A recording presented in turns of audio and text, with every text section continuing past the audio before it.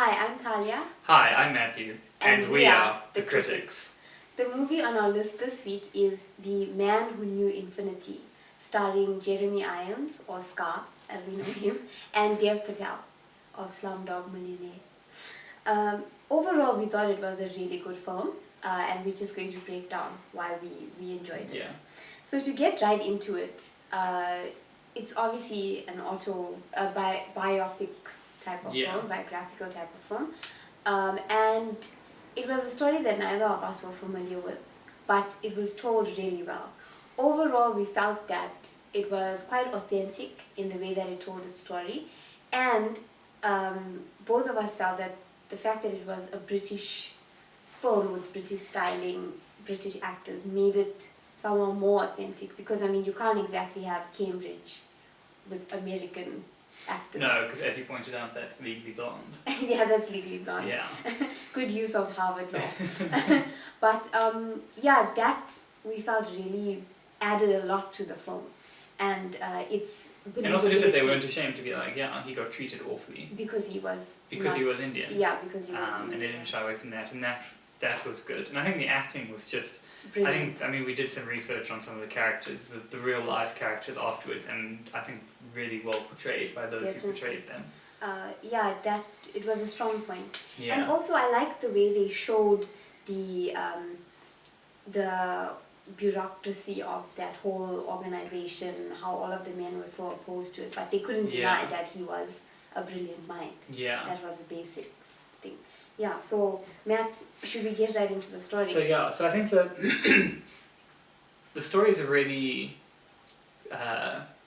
complex one, because I think it's been told really well, because we don't know anything about the main character going into the movie, and neither does anyone else. So, I mean, we were doing the discussion, like when you watch a film that's about Nelson Mandela, you view the story through Nelson Mandela's eyes, because you have a good understanding of who Nelson Mandela was and what he was like. So there's no need to really introduce him to you. But what we do is we follow, in this movie, we follow it through the eyes of one of the professors, or one of the fellows, Hardy. And we learn more and more about Dev Patel's character as the movie goes on. But we're not completely in the dark. I mean, they show us his beginning and where he came from, but we learn more about why he loves maths as the story goes on, and we learn with Hardy. It was well paced as well, because you see him as someone who, it's just coming out of his head, but then they bring it back where they say, it's actually about his relationship, how he sees his relationship with God. Yeah. And it's given very good justification the whole way through. Yeah. It's brought together well. Yeah, there's never a point where any other character becomes more important than our main character. There's never a point where, as much as other people are very interesting, we don't follow them. Side conflicts are treated as side conflicts. Even against the backdrop of war, I mean, the war's only really introduced sufficiently. In the second half. But I mean, it is hinted at the beginning, but I mean, it's only really introduced where it becomes a hindrance to the main story. Yeah. It's not overdone or anything like that.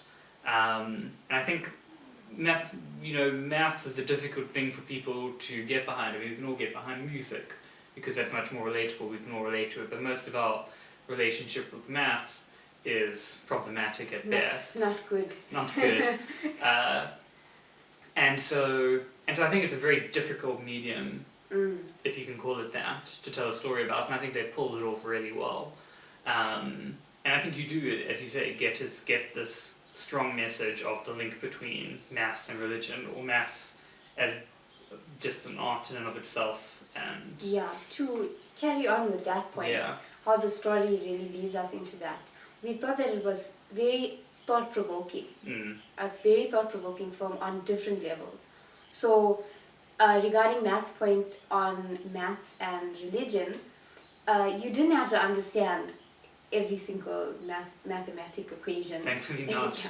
We would have been lost. In order to grasp the concept, because it became about him, as much as it was about proving his theories, it was also about proving himself in an environment where he was totally out of his comfort zone.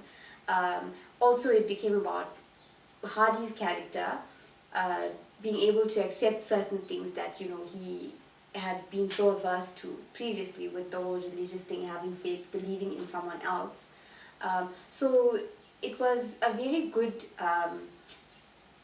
play on this discussion that everyone seems to be having these days on whether science and religion are related. And you didn't really we would differ. And it wasn't forced on you. Yes, you could, it was a debatable way that it was presented to us. You didn't have to agree either way. You could just say, well, he believes in him, and that's fine. He believes that his equations come to him through God, and that's fine. Yeah. So it was very thought-provoking and really made you think of, it left you with something afterwards. Yeah. Definitely. Yeah. On the point of leaving you with something, I think what was so nice about this film, and we had a long discussion afterwards about it, is that it's what a film should be. You know, a film is there to tell stories, and films are important because the people who make them get to decide whose stories and what stories they tell. And we think this is an incredibly important story to tell. We think it's important not only because of the person who's telling a story about, but because of how maths gets viewed, because of how religion gets viewed, because of, as you said, the interplay between the two, and how that often doesn't get viewed. Also, a simple thing like leaving your home and going to a totally foreign place. Yeah. How it can actually break your spirit. Yeah. So yeah, that was told in a very interesting way and a good way. Yeah, and how people can come from seemingly nowhere, and that from zero to hero story, when it gets in real life, is obviously so much more impactful. But the point is, it was really sad to watch this in an empty theatre. When we went and watched, I'm going to say utter trash, in comparison, things that are considered blockbusters, things like all these superhero movies that we keep having to watch, because those are movies made to make money, not movies made to tell a story, and it was so nice and refreshing to watch a movie that left you with something changed emotionally, that left you with a different perspective on life, or even on maths, even on whatever you take away from it. There is a lot to take away from this film. There isn't anything as good as it was to take away from Deadpool. There's only enjoyment to take away from Deadpool, and that's fine. Get to a certain point. It can only get to a point, and that's fine. But it's to limit yourself to that and to see that so many people aren't watching more films that are proper films. Also, this is a real life story, so it would be very easy to make it boring. Where you just go through the motions of telling a story. But the way this was done was, it made it very poetic almost, the way they told the story. Whereas a Superman and Batman, the creators are given license to read in as much as they like into a certain character, but yet they don't. Yeah. It's more focused on the visual aspect. But I think Dev Patel is doing good work. I think everyone who starred in this is doing some really good work. You can't really fault anyone's decision, I think. It reminded me a lot of Dead Poets Society. Yeah. If we had to look at an American sort of counterpart to it. But overall, it was really, really good. So, thank you very much for watching. Should we rate? We should rate. Definitely 2. Yeah, definitely. Most certainly. Was good. Definitely. If you haven't watched this and are watching the review, definitely go and watch it. If you don't like it, tell us why. You're wrong. But yeah, so thank you very much for watching. You can please like and subscribe to our channel to see more. You can see more information about us in our social media profiles. So that's our Facebook, our Twitter, our Tumblr, and our Instagram. Those links are in the description box below.